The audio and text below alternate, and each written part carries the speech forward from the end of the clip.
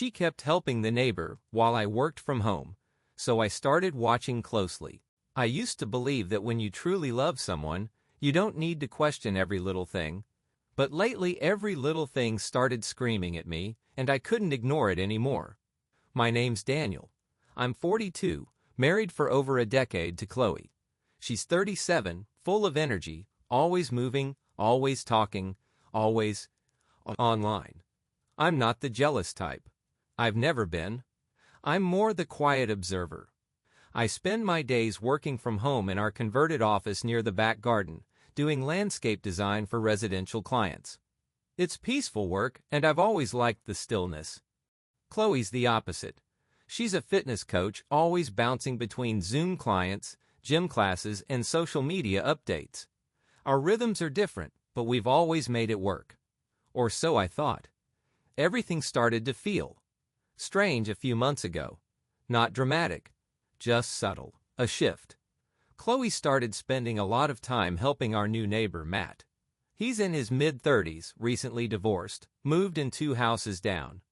At first, it was innocent stuff, helping him set up furniture, recommending healthy meals, giving him quick stretches for his back. I didn't think much of it. Chloe has always been friendly, and Matt was going through a rough patch.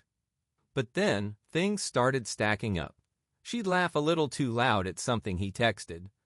She started dressing differently, even just to walk the dog like she was going out for a night out, not a 10-minute walk around the block. And then there was the schedule. Chloe claimed she had a new early morning client, a woman, but every day around 6:45 a.m., she'd leave and come back 45 minutes later with a smoothie and a strange glow on her face. She never mentioned this client's name, and when I asked how it was going, her answers were vague, always short. One Friday morning, I was outside pruning some roses near the side of the house. That's when I saw Chloe come out of Matt's front door. Not knocking, not ringing, just walking out like she lived there. She saw me and waved, her smile just a little too forced. Just helping him with some stretches. His back's still acting up, she called out like it was nothing. That's when something clicked. It wasn't jealousy, it wasn't paranoia. It was my gut, that deep, primal feeling that something wasn't right. I didn't accuse her. I didn't say anything. I just nodded and went back to clipping thorns. But from that moment on, I started watching. The next day, I checked our security camera footage, the front door angle. But Chloe had started parking a little down the block and entering through the side gate. No footage, no evidence. So I ordered a small indoor camera. One I could hide in the flower vase by the window that faced Matt's yard. I told Chloe I was getting a new digital watering monitor for the plants. She didn't question it. The next few days were normal, or seemed that way. Chloe worked, came home, posted online. She smiled at me like nothing was wrong. But the camerates saw everything. The first 2 days, there was nothing unusual.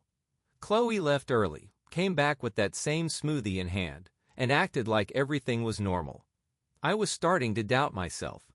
Maybe I was just being overly suspicious. But then came Thursday.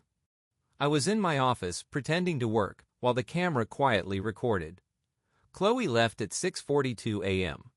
I watched her walk past the house and disappear down the sidewalk, heading toward Matt's place. She didn't take the dog, didn't bring her gym bag. No water bottle. Nothing. 15 minutes later, the camera picked up movement. Matt's back gate opened. Chloe slipped through wearing the same hoodie she'd left in, but now it was unzipped. She had her hair tied up messy, like she'd rushed.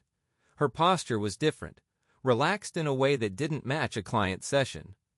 Then he followed her out. Shirtless? They didn't kiss. They didn't even touch. But the body language, the glances, the silence, it screamed intimacy. Familiarity. She leaned in close, whispered something. He laughed quietly and pulled the hoodie's hood over her head, like it was a little inside joke. Then she walked off back toward our house like nothing happened. That was it. That was the moment I knew. I didn't feel anger right away. I felt cold, detached, like my brain separated from the rest of me and went into planning mode. I didn't want a screaming match. I didn't want her to twist the narrative. I wanted clarity, Control. Evidence. I waited until Sunday. That morning, Chloe said she was going to meet Rachel, her friend from the gym, for a brunch session. I smiled, kissed her on the cheek, and said, "Have fun." As soon as she left, I grabbed a second camera, the one I'd hidden in my desk drawer. I walked over to Matt's property, stayed hidden behind our fence, and watched. Sure enough, 10 minutes later she appeared again, slipping through his back gate like it was her second home. I installed the second camera at the side of our property, where I knew she exited. Then I waited. They stayed inside Matt's house for an hour and a half. When Chloe came back, her hair was slightly damp. She smelled like citrus and lavender, but not the usual body wash she used. A different one. She was humming to herself as she made a protein shake, acting like nothing had happened. That night, I downloaded all the footage. I watched it back in silence. I noted the timestamps. I compared them to her fake client sessions, the made-up brunches, the moments she claimed to be out helping someone or just taking a walk. It was a pattern. She wasn't just cheating, she was living two lives. And somehow she was confident enough to believe I'd never notice. That's when I knew I had to confront her. But not in a fight, not in anger. I wanted her to watch herself lie, to see what I'd seen. I waited until the next evening.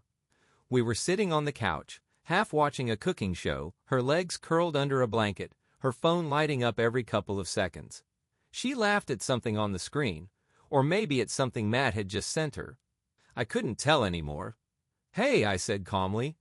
"Can I show you something?" She glanced over, slightly confused. "Sure, what is it?" I picked up the remote and opened the folder labeled Garden Time Lapse. Inside was a video. I hit play. At first, she didn't react. The footage started from the morning a few days earlier, her walking casually out the back gate, slipping around to Matt's yard.